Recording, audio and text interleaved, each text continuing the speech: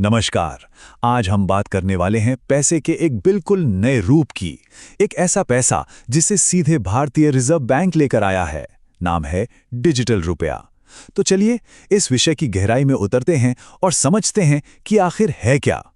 ये ही तो सबसे बड़ा सवाल है और आज के इस विश्लेषण का सेंटर पॉइंट भी यही है। बहुत से लोगों के मन में इसे लेकर कंफ्यूजन है। क्या ये यूपीआई जैसा कुछ है या फिर बिटकॉइन जैसी कोई क्रिप्टो करेंसी? आज हम इसी उलझन को दूर करने वाले हैं। देखिए, डिजिटल रुपया क्या है ये जानने से पहले ये समझना ज्यादा जरूरी है कि ये क्या नहीं है। तो सबसे पहले जो आम धारणाएं हैं, जो कंफ्यूजन्स हैं, उसे साफ करते हैं।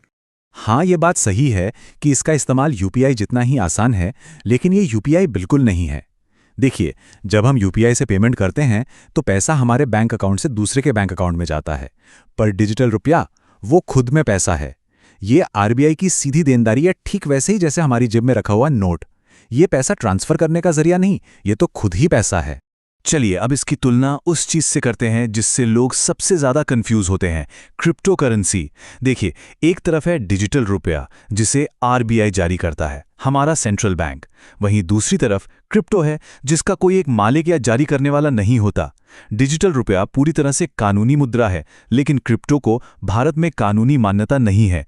इसीलिए डिजिटल रुपये में रिस्क बहुत कम है और ये स्टेबल है, जबकि क्रिप्टो वो तो बहुत ज्यादा रिस्की और अस्थिर होता है। तो अब जब हमने ये साफ कर लिया है कि ये यूपीआई और क्रिप्टो दोनों ही नहीं हैं, तो सवाल वहीं का वहीं है कि फिर डिजिटल रुपया आखिर है क्या। चलिए अब इस पर से पर्दा उठाते हैं। तो इसकी सबसे सीधी और सरल परिभाषा ये है, डिजिटल रुपया या सीबीडीसी भारत की ऑफिशियल सरकारी डिजिटल करेंसी है।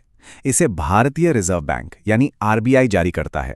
इसे बस यूं समझिए कि ये हमारे फिजिकल कैश का ही एक डिजिटल अवतार है जिस पर सरकार का पूरा सपोर्ट है। इसकी कुछ खास बातें हैं। पहली, ये एक लीगल टेंडर है, मतलब इसे पेमेंट के लिए कोई भी मना नहीं कर सकता। ठीक वैसे ही जैसे कोई आपको दिए गए नोट या सिक्के लेने से मना नहीं कर सकता। इसे एक सुरक्षित डिजिटल वॉलेट में रखा जाता है। और हाँ, ये जिस टेक्नोलॉजी पर काम करता है उसका पूरा कंट्रोल आरबीआई के हाथों में है। अच्छा, डिजिटल रुपए के भी दो प्रकार हैं। पहला है सीबीडीसी-आर यानी रिटेल। ये हम और आप जैसे आम लोगों के रोजमर्रा के लेनदेन के लिए हैं। और दूसरा है सीबीडीसी-डब्ल्यू यानी होलसेल, जिसका इस्तेमाल बैंक और बड़ी-बड़ी वित्तीय संस्थाएं आपस में लेनदेन के लिए करती हैं। तो सवाल यह है कि ये असल में काम कैसे करेगा। चलिए इसे 3 आसान स्टेप्स में समझते हैं। सबसे पहले आरबीआई डिजिटल रुपया बनाकर बैंकों को जारी करेगा। फिर बैंक उस करेंसी को ग्राहकों के सीबीडीसी वॉलेट में ट्रांसफर करेंगे और आखिर में ग्राहक अपने मोबाइल से क्यूआर कोड स्कैन करके बड़ी आसानी से पेमेंट कर पाएंगे।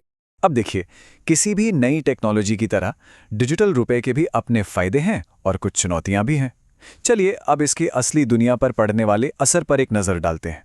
इसके फायदे तो काफी जबरदस्त हैं। सोचिए, नोट छापने की जो लागत है वो कम हो जाएगी, पेमेंट और भी तेज और सुरक्षित हो जाएंगे, जाली नोटों की समस्या पर लगाम लगेगी और फाइनेंशियल सिस्टम में पारदर्शिता भी बढ़ेगी। और एक बहुत बड़ी संभावना यह है कि भविष्य में इससे ऑफलाइन पेमेंट भी मुमकिन हो सकता है।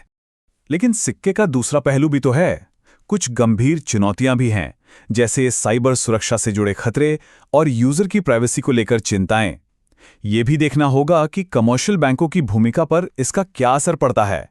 और सबसे बड़ी बात, इसके कामयाब होने के लिए बड़े पैमाने पर डिजिटल साक्षरता यानी डिजिटल जानकारी की जरूरत होगी। तो चलिए अब इस पूरी चर्चा को कुछ सबसे जरूरी पॉइंट्स में समेटते हैं। ये जानकारी उन लोगों के लिए खास तौर पर काम की है जो प्रतियोगी परीक्षाओं की तैयारी कर रहे हैं या बस मुख्य बातें याद रखना चाहते हैं। ये 5 बातें याद रखना सबसे जरूरी है। 1. इसे आरबीआई जारी करता है। 2. यह क्रिप्टो करेंसी नहीं है। 3. इसे लीगल टेंडर का दर्जा मिला हुआ है। 4. यह कैश का ही एक डिजिटल विकल्प है। और 5. यह फिनटेक और डिजिटल अर्थव्यवस्था को बढ़ावा देगा।